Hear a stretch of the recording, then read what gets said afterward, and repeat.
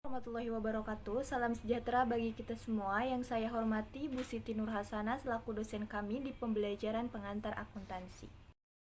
Izinkan saya, Meli Sunandi, dan keempat rekan saya, Mujaki Aulia Andina, Safina Awaliyah, dan Rizdiana Norma. Pada kesempatan kali ini kami akan mempresentasikan mengenai prosedur penerimaan dan pengeluaran kas, pengendalian kas kecil petty cash, dan pencatatan transaksi ini kurang lebih beberapa menit ke depan.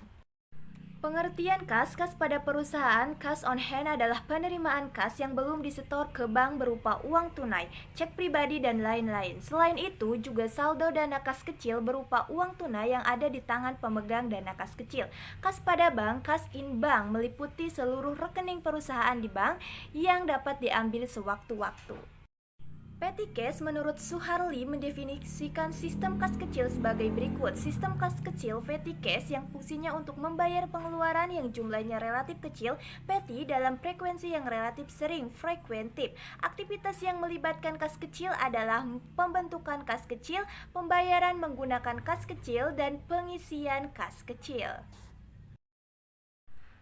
Karakteristik dasar dari kas kecil yang pertama, jumlah abstrak tidak lebih atau tidak kurang dari suatu jumlah tertentu yang telah ditentukan oleh manajemen perusahaan. Tentunya masing-masing perusahaan menetapkan jumlah yang berbeda sesuai dengan skala operasional perusahaan, biasanya antara Rp500.000 sampai dengan 10 juta. Yang kedua, dipergunakan untuk mendanai transaksi kecil yang sifatnya rutin setiap hari.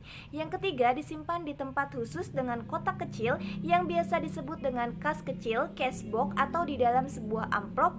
Yang keempat, ditangani atau dipegang oleh petugas keuangan ditingkatkan pemula, junior cashier.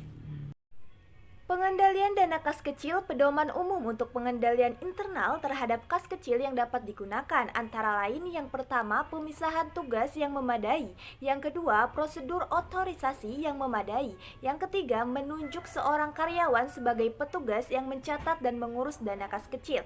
Yang keempat, perancangan dan penggunaan dokumen-dokumen catatan yang cukup. Yang kelima, pengeluaran dilakukan dengan membuat bukti pengeluaran kas kecil. Yang keenam, pemeriksaan bukti-bukti sebelum membuat dan mendatangani cek untuk mengisi kembali dana kas kecil. Pihak yang berwenang harus memeriksa terlebih dahulu bukti di kas kecil dan memberikan persetujuan. Informasi yang diperlukan oleh manajemen, pihak manajemen membutuhkan informasi seperti yang telah dikemukakan oleh Anastasia dan Lilis adalah sebagai berikut. Yang pertama, informasi kasbon yang belum diselesaikan.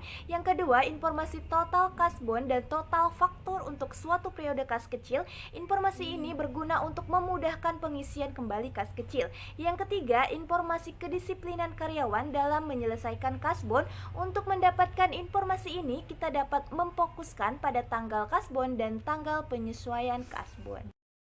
Contoh informasi kasbon yang belum diselesaikan di sini ada nomor kasbon, tanggal kasbon, uang sejumlah, nomor estimasi kebutuhan bahan baku, tanggal penyelesaian, total penggunaan, kas kembali atau keluar. Metode dalam pengelolaan kas kecil, metode tetap inverse fund system adalah metode pembukaan kas kecil di mana rekening kas kecil jumlahnya selalu tetap. Metode berubah-ubah fund skating fund system adalah suatu metode pengisian dan pengendalian kas kecil di mana jumlah kas kecil akan selalu berubah-ubah sesuai dengan kebutuhan.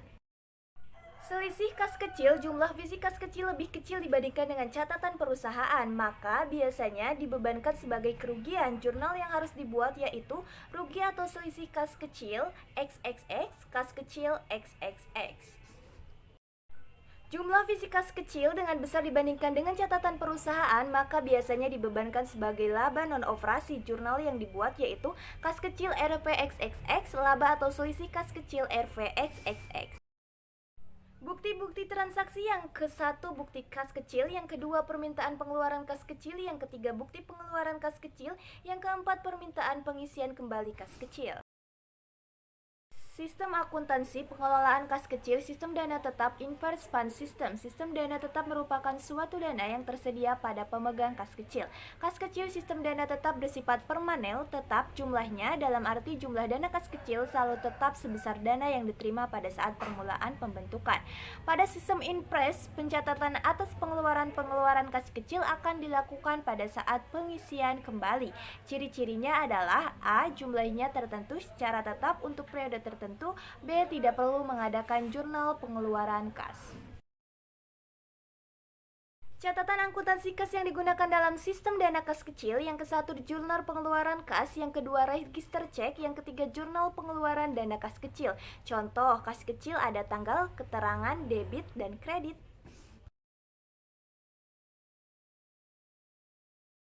Kesimpulan, kas merupakan komponen dari aktiva lancar yang sangat penting dalam menunjang kelancaran kegiatan operasional perusahaan.